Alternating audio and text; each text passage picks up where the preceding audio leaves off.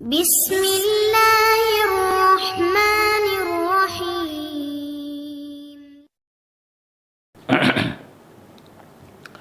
அஸ்ஸலாமு அலைக்கும் வரஹ்மத்துல்லாஹி வபரகாத்துஹு.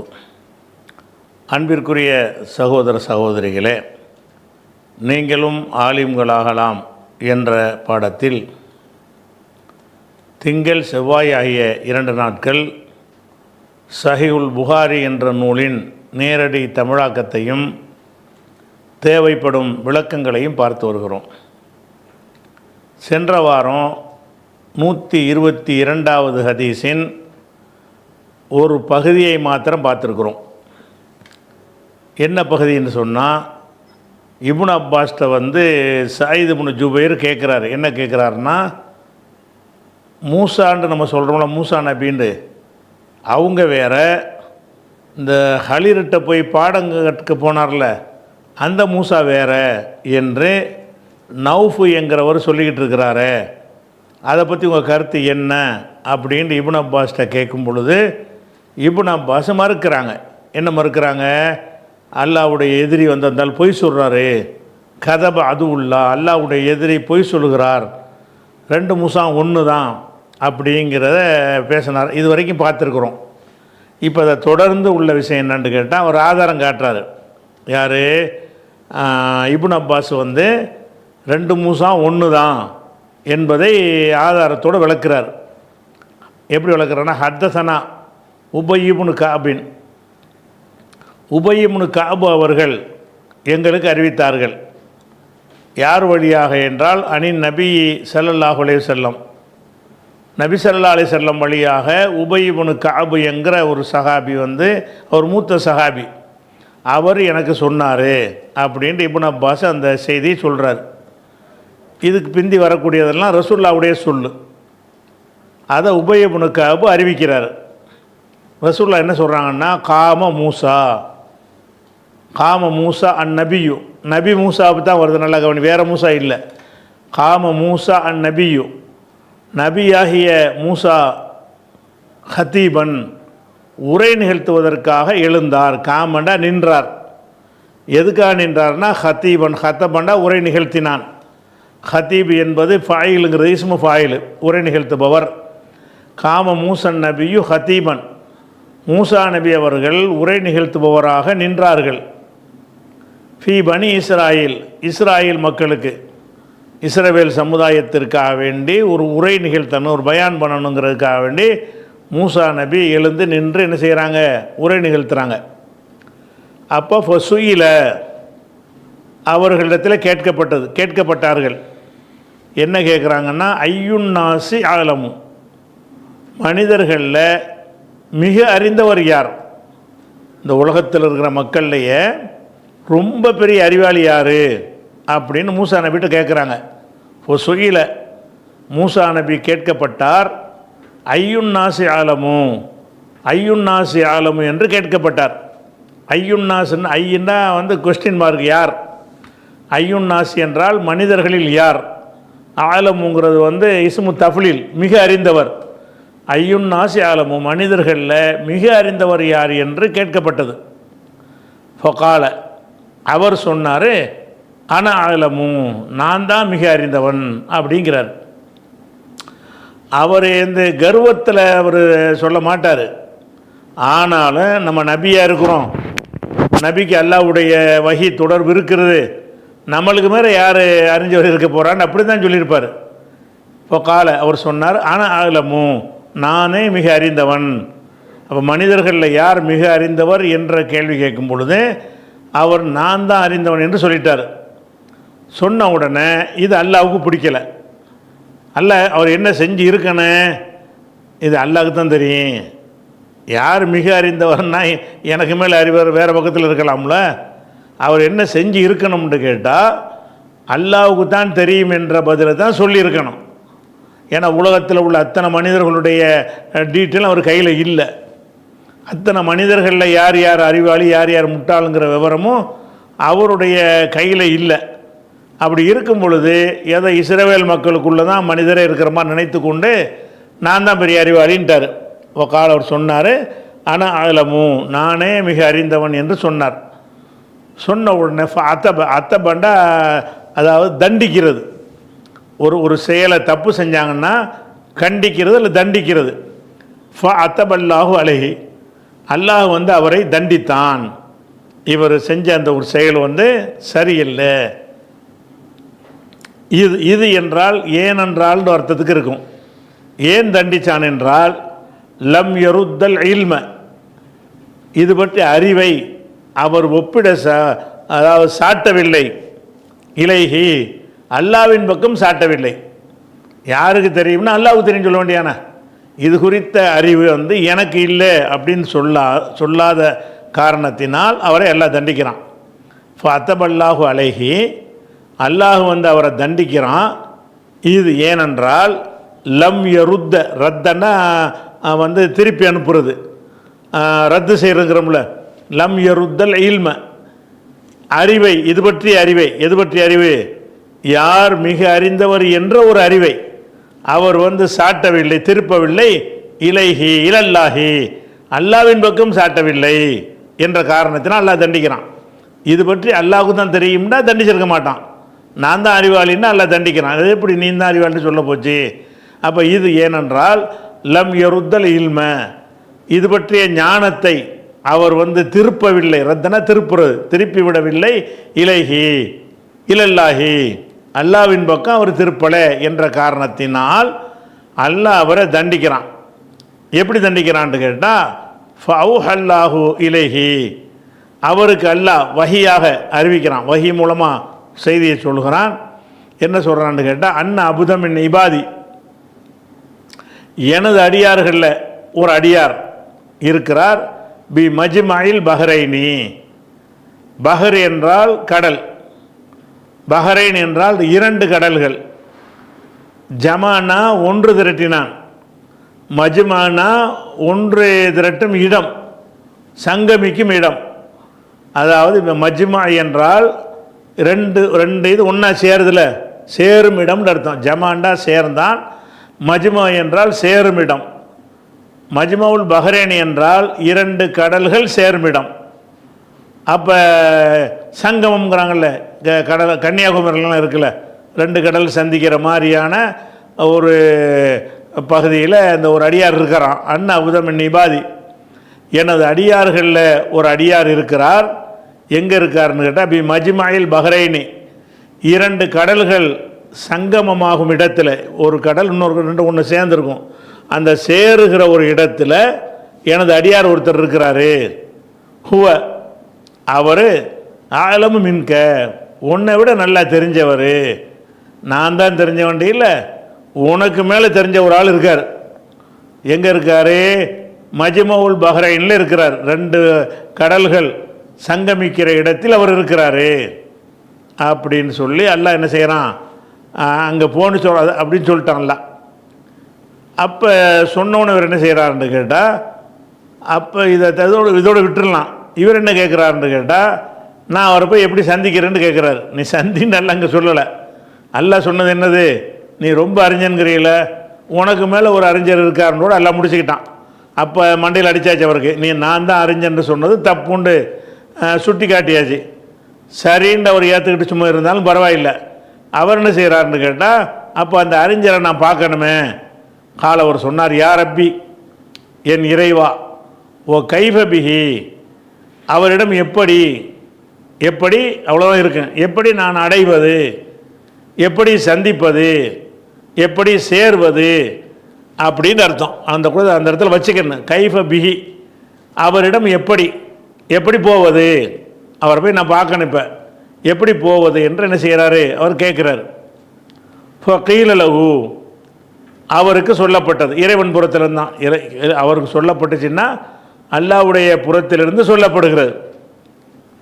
என்ன சொல்லப்படுதுன்னா, இஹ்மில், ஹமல என்றால் சுமந்தான்.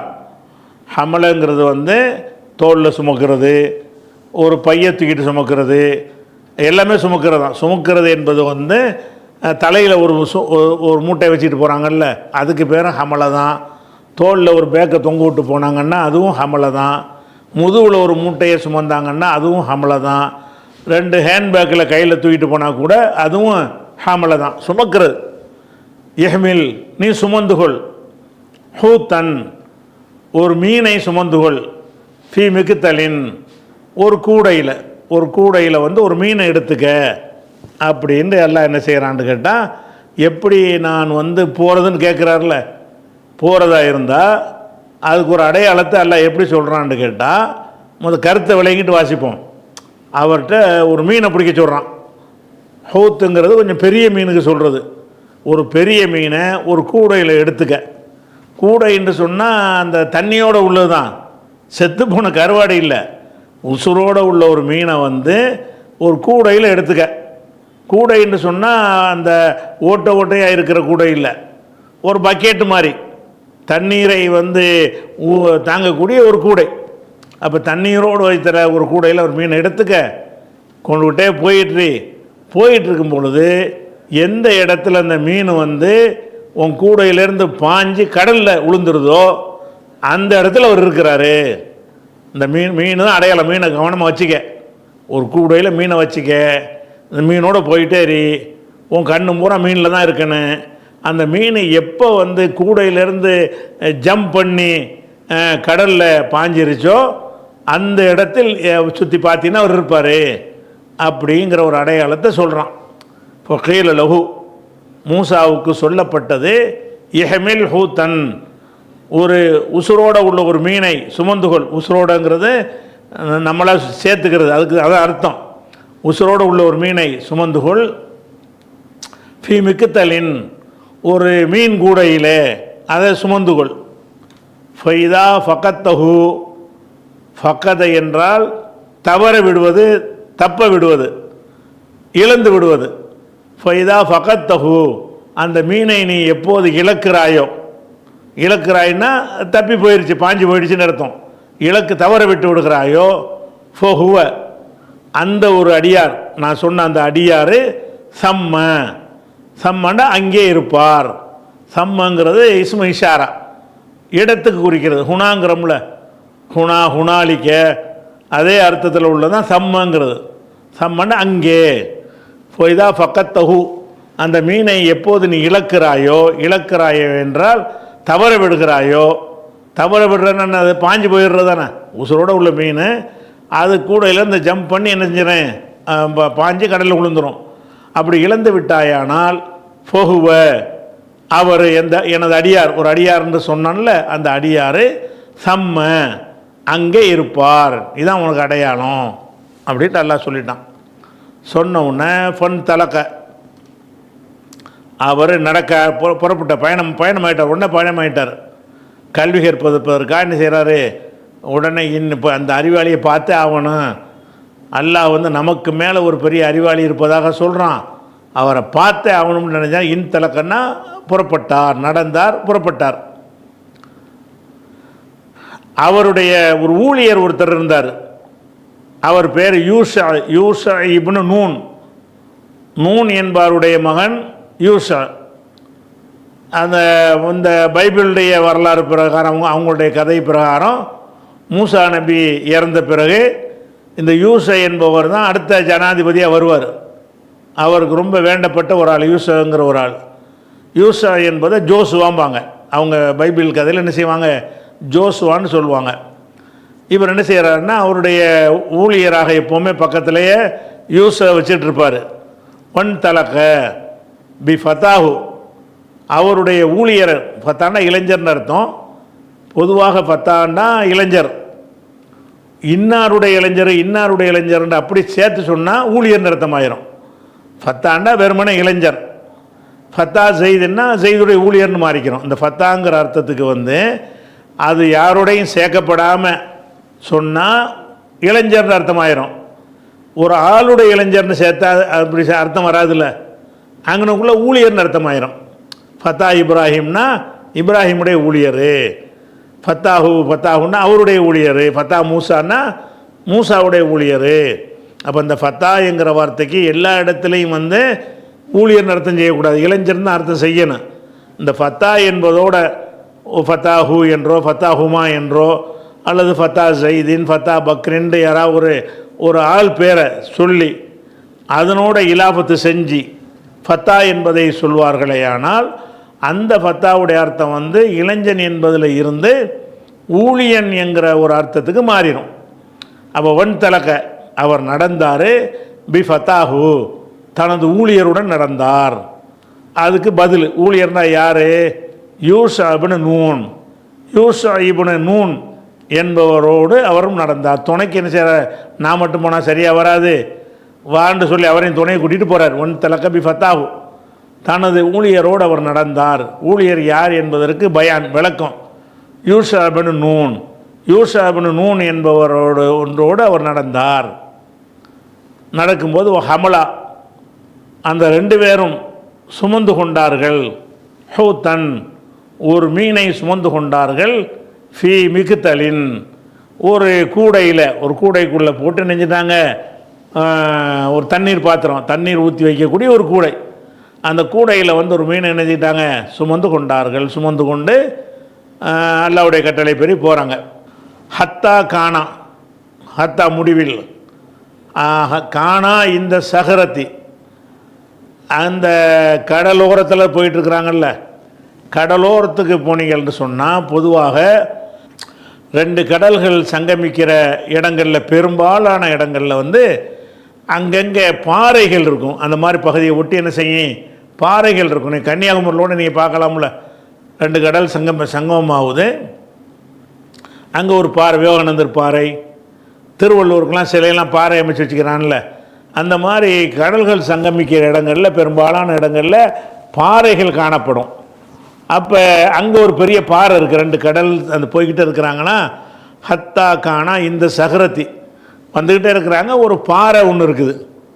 பாறை வந்தவுடனே இந்த பாறைங்கிறது கொஞ்சம் இலைப்பாறுவதற்கு, ஓய்வு எடுப்பதற்கு கொஞ்சம் வசதியாக இருக்குங்கிறதுனால என்ன செஞ்சாங்கன்னா, பல்ஆர் ஊசகுமா அந்த பாறையின் மீது தங்களுடைய தலைகளை வைத்து, அதாவது படுத்தார்கள் அர்த்தம். வல்ஆர் ஊசகுமானா தலையை வைத்தார்கள். அப்படிங்கிறத எதுக்கு சொல்லுவாங்கன்னா, படுப்பாங்கள்ல தூங்குவதற்காக வேண்டி, அந்த படுக்கிறதுக்கு வந்து தலையை வைக்கிறது, தலை சாக்கி இடமில்லைன்னு சொல்லுவாங்களா இல்லையா? மனிதனுக்கு வந்து தலை சாக்கி கூட இடம் இல்லைம்பாங்கள்ல, தலை சாக்குறன்னா படுத்து தூங்குறது. வலா அந்த ரெண்டு பேரும் வைத்தார்கள், ரூசகுமா தங்களுடைய தலையை அங்கே வைத்தார்கள், அதாவது படுத்தார்கள். படுத்து ஒனாமா ரெண்டு பேரும் தூங்கி விட்டார்கள். அப்போ அந்த அதாவது கூடையில் மீனை கொண்டுட்டு போகிறாங்க. ஒரு பாறை இருக்குது, அந்த பாறை வந்தோன்னு நினச்சாங்க, அந்த இடத்துல எல்லாம் சுத்தமாக இருக்கும் போல இருக்குது. அதில் ஏறி இந்த பாறைக்கு மேலே ரெண்டு பேரும் படுத்து தூங்கிட்டாங்க. தூங்கினவுடனே ஃபன்சல்லல் ஹூத்து மீன் வந்து இன்சல்னா நழுவுறதுன்னு சொன்னால், அதாவது தெரியாமல் இப்போ நவுழ்வாங்க, அதுக்கு பேர் நழுவுறது. இப்போ நம்மள்ட்ட ஒரு நாள் பேசிக்கிட்டே இருப்பார், பேசிகிட்டே இருந்தாலும் இந்த வர்றேன் போயிட்டு வர்றேன்னு சொல்லாமல் அப்படியே நிற்கிற மாதிரி இருப்பார். அப்படியே நோண்டு போயிடுவார், எங்கடா நின்றால காணாமல, அந்த மாதிரி போகிறதுக்கு பேர் இன்சல்ல. நழுவுறதுங்கிறது சரியான வார்த்தையாக இருக்கும்.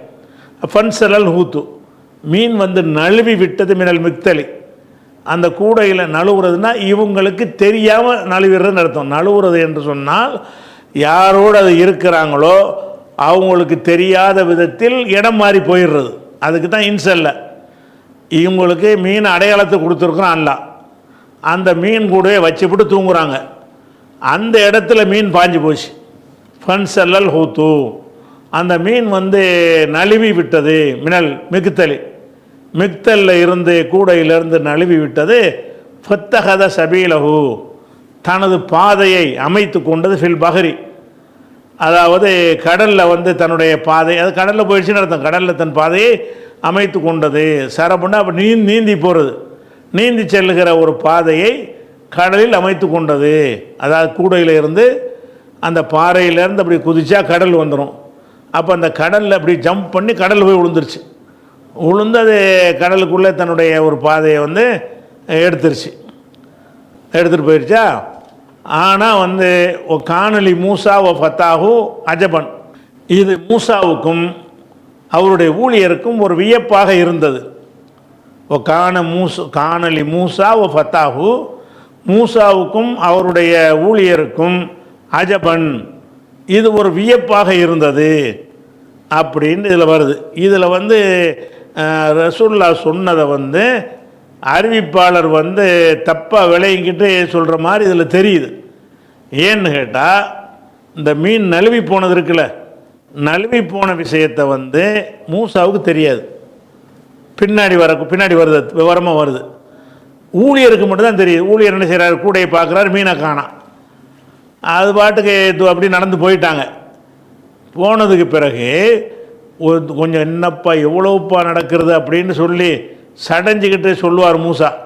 அப்போ தான் அந்த ஊழியர் சொல்லுவார், உங்களுக்கு ஒரு செய்தி தெரியுமா, நம்ம ஒரு பாறைக்கிட்ட படுத்து கிடந்தோமே, அப்போ வந்து மீன் வந்து பாஞ்சிருச்சு அப்படின்ட்டு அப்போ தான் மூசா நபிக்கு தெரியுது. அப்போ இந்த இடத்துல மூசா நபி ஆச்சரியப்பட்டார்னு வருது. இது வந்து அந்த உபயோகனு காபு அவர்கள் புரியாமல் ரசூல்லா சொன்னதில் இல்லாத வார்த்தையாக தான் இருக்கணும். ரசூல்லா முரணா சொல்ல மாட்டாங்க. ஏன்னா இதனுடைய தொடர்ச்சியாக குரான்லேயும் அப்படி தான் வருது. குரான்லேயும் என்ன செய்கிறது, அது ரெண்டு பேரும் என்ன செய்கிறாங்கன்னா போயிட்டே இருப்பாங்க, வெறுங்குடையை தூக்கிட்டு போயிட்டுருக்குறாங்க. மீன் பாஞ்சிருச்சுன்னா கூட வெறுங்கூடை தானே, வெறுங்குடையை தூக்கிட்டு போயிட்டே இருக்கிறாங்க. போயிட்டே இருக்கும்போது மூசா நபி ஒரு அளவுக்கு மேலே போனோன்னு, என்னப்பா நம்ம பாட்டு வந்துக்கிட்டே இருக்கோம், இன்னும் அந்த இடம் வரமாட்டேங்குது அப்படிங்கிறாரு.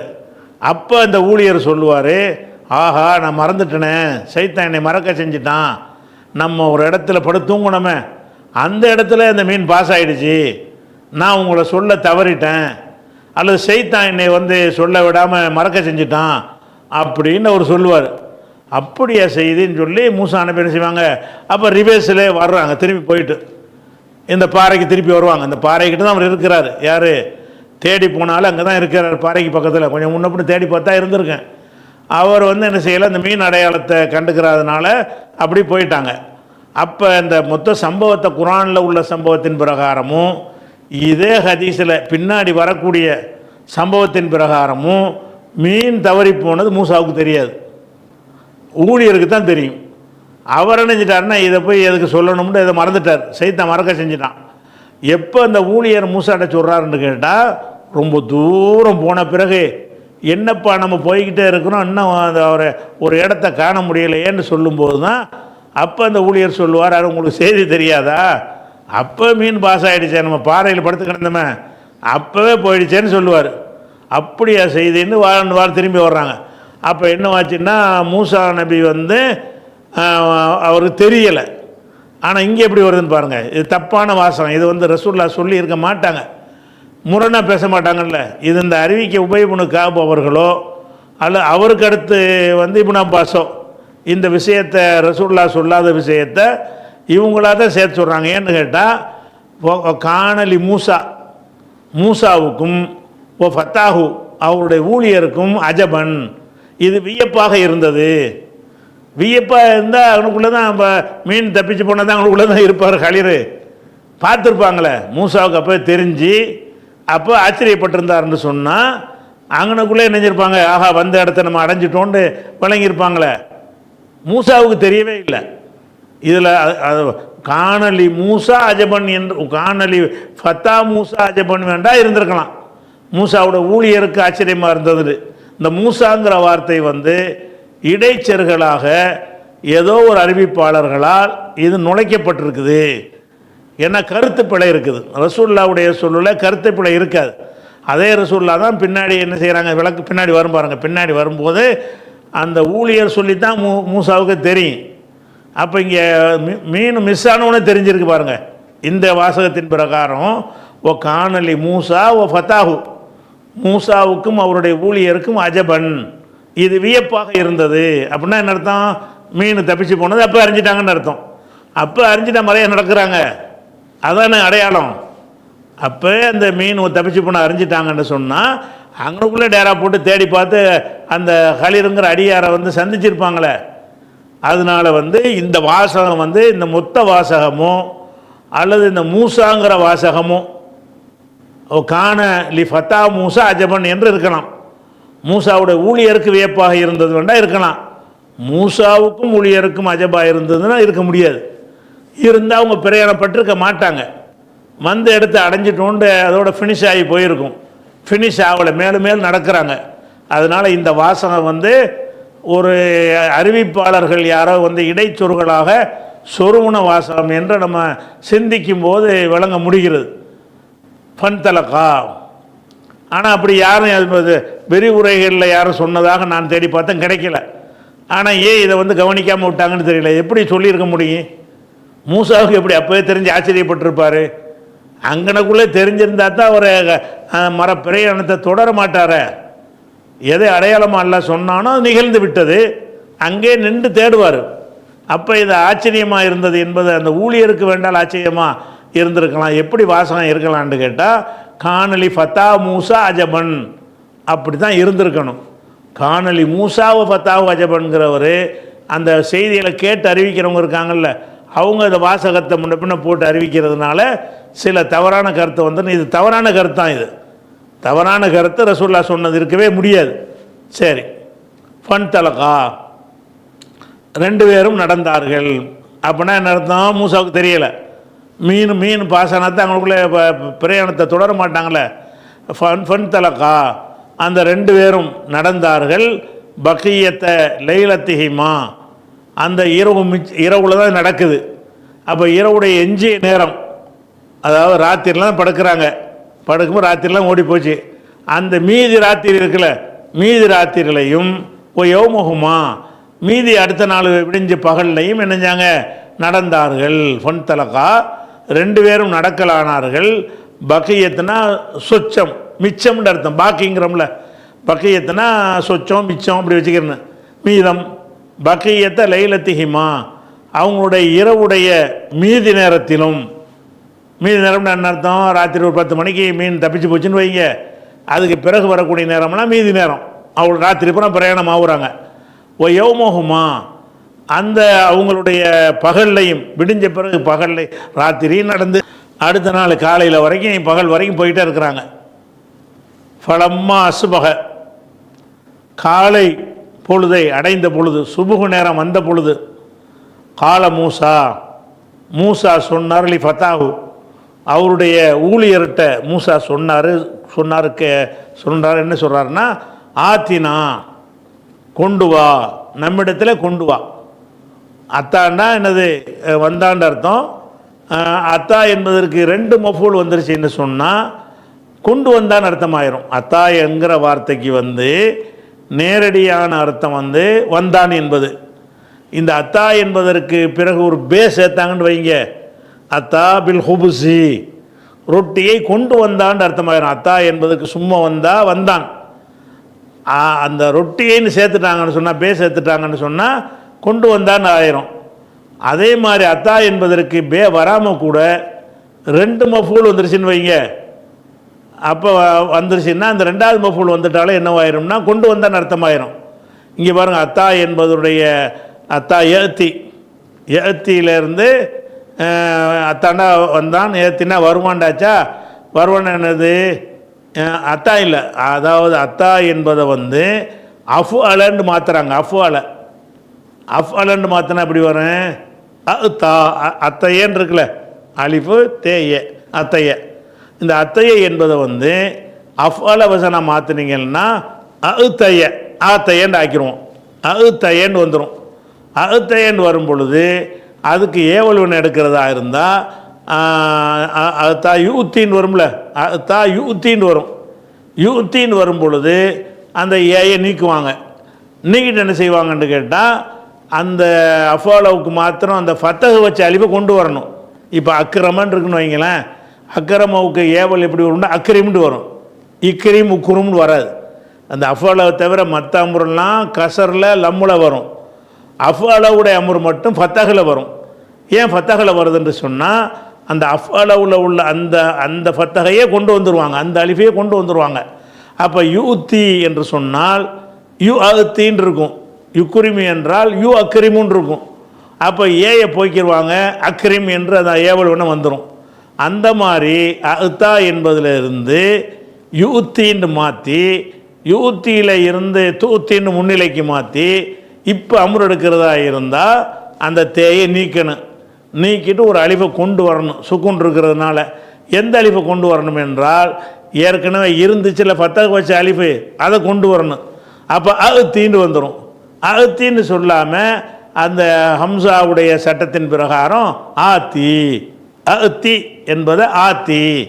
இந்த ஆத்தி என்பது ஏவல் வினை. எதனுடைய ஏவல்வினை? அத்தா என்ற சொல்லை அஃஅல என்று மாற்றி அத்தா என்று மாற்றுறோம். அத்தா என்று மாற்றி விட்டு யுத்தி என்று வருங்காலமாக்கி அதிலேருந்து ஏயை நீக்கிட்டோம்னா சுக்கூன், அடுத்த சுக்கூன் யுத்தின்னு சுக்கூன்லான்னு இருக்குது, அந்த சுக்கூனை கொண்டு வாசிக்க இயலாது. அப்போது ஒரு அலிஃபை சேர்க்கணும். எந்த அலிஃபை சேர்க்கணும்னு கேட்டால் அஃபால வசனுக்கு மாத்திரம் அந்த ஃபத்தஹை வச்சு அலிஃபை கொண்டாந்து சேர்த்துருவாங்க. அப்போ எப்படி வந்துடும்? அமுரு அத்தி என்று வந்துடும். அத்தி என்பது 2 ஹம்சா வரக்கூடிய நேரத்தில் ரெண்டையும் வந்து சேர்த்து நினைஞ்சிருவாங்க, நீட்டி விட்ருவாங்க. அத்தின்னா ஆத்தி. அத்தா என்றால் கொண்டு வந்தான்னு அர்த்தம். அத்தி ஆத்தி நா, எங்களிடம் கொண்டு வா. கதானா, நமது கதான காலை உணவு, காலை உணவை கொண்டு வா என்று சொன்னார். இதனுடைய தொடர்ச்சி இன்ஷா அல்லாஹ் வந்து நாளைக்கு பார்ப்போம்.